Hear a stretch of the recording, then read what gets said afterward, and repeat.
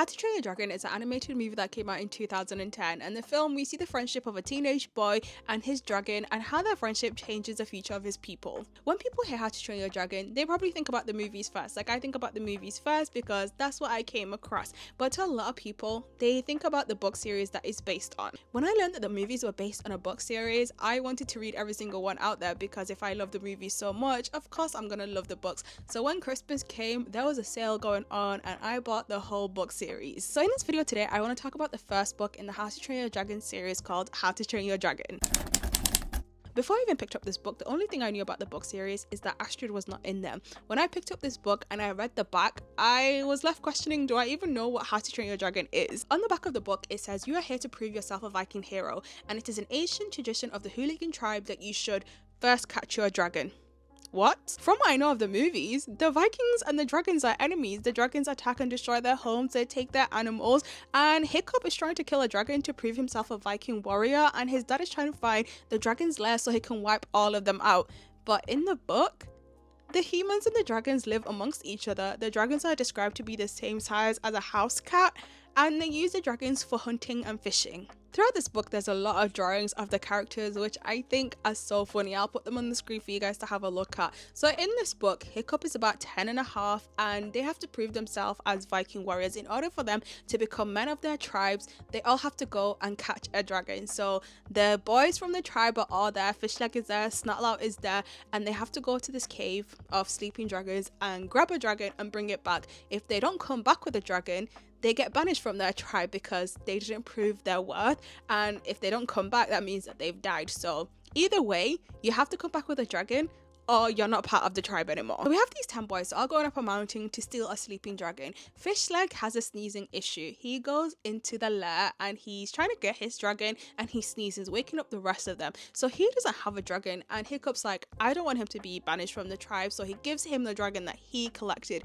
and on the way out he just grabs something in the dark which turns out to be Toothless. When the boys get to safety, they're showing each other what dragons they've got. Snotlout got a monstrous nightmare, which is against the rules because he is not the chief or the chief's son, so that dragon by right belongs to Hiccup, but he's like, no. And Snotlout kind of wants to kill Hiccup because he wants to become the village chief. Crazy stuff happening in this book. Hiccup shows the dragon that he got, and it's this tiny sleeping dragon, and Snotlout is taking the mick out of him, saying like, Hiccup, you're so useless, even your dragon is useless, look how small your dragon is. And when I saw the cover of this book, I was thinking, where's Toothless? Because the only Toothless I know is the one in the movies. And if we look at this cover, you can see there's a dragon that Hiccup is riding on. That's not Toothless. Toothless is this little green dragon here. And the name Toothless in the film, Hiccup names Toothless Toothless because he sees that he can retract his teeth. In the book, Snotlout calls him Toothless because he wants to take the mick, and he's saying, your dragon is so useless, it doesn't even have any teeth, so he calls him Toothless to be funny. I was thinking, what is going on? This is so different from everything I know. Something that was funny to me in this book is the book about giving them training advice on dragons. So in the film, we know that there's a book where it gives them the stats about the dragons, and it says, if you come across this dragon, kill this dragon. In this book, they have to train their dragons so they can be ready for this exam that they have to do in front of the village chief so they can prove themselves as Viking warriors. So they come across the book, and the book is one page, and the page just says, yell at the dragon.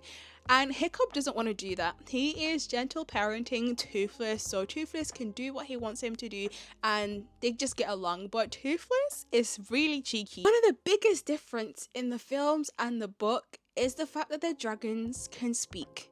The dragons speak Dragonese, and it's forbidden for Vikings to learn and speak this language. It's against their law, but Hiccup has been studying dragons. Like, he's really interested in dragons. He's been learning about dragons, and he's learned how to speak Dragonese. So he speaks to Toothless, and Toothless is just cheeky to him, and the way he gets Toothless to do things for him is that he would tell him a joke. He says, if you do this, I'm gonna tell you a joke, and Toothless likes jokes. Something that really shocked me in this book that made me sit up is Chapter 5 is called A Chat with Old Wrinkly. Old Wrinkly is his granddad. He has a granddad in this book. But it's this bit here. The next morning, Hiccup checked the dragon under his bed. It was still sleeping. When his mother asked him at breakfast, how did initiation go yesterday, dear? His mother is in his life, and they're just having breakfast together. In the movies, when he reunites with his mom and Stoic sees his wife again, I started crying. And when Hiccup and his mom are flying together, that makes me so emotional.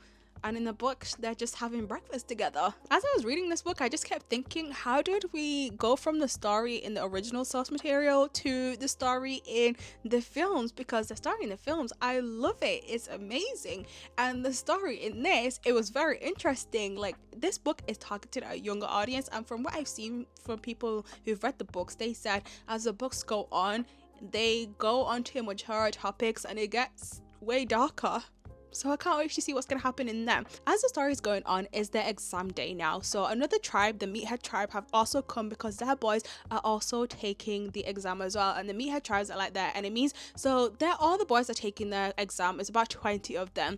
And what happens? Toothless with his cheeky self starts swearing at Snotlout's dragon, and all the dragons start fighting. The boys lose control, and because of this like shameful event that's happened, the village chiefs come together and they say, according to our laws, according to our rules, the only punishment for this behavior is banishment. So 20 boys, they're all being sentenced to getting banished, but they can't leave that night because there's a storm happening. So they're gonna let them sleep in their beds tonight, and tomorrow they're all banished. In the morning, they can't leave because the storm has washed ashore the sea dragons, and the sea dragons are the largest dragons. They're huge compared to the house cat dragons, right?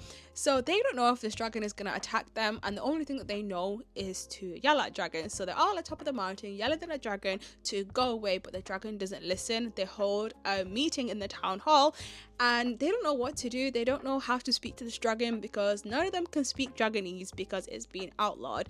And Fishleg is like, oh, Hiccup can speak Dragonese, maybe he can go speak to the dragon. So they send this 10-year-old boy to go speak to a giant dragon, and the dragon's like, yeah, I'm not here in peace. I'm here to eat you all, and you look like my supper. When Hiccup goes back and tells the adults what's happening, they're all spending their time arguing about what they're gonna do. So Hiccup's outside, and him and the boys are like, we need to come up with something. So Hiccup is thinking about what he's gonna do, and then they learn that on the other side of the beach there's another large dragon, a purple dragon. The one that he just spoke to is a green one. So Hiccup comes up with this idea to trick them both into seeing each other so they can fight each other and hopefully take each other out, and the Vikings don't have to do anything.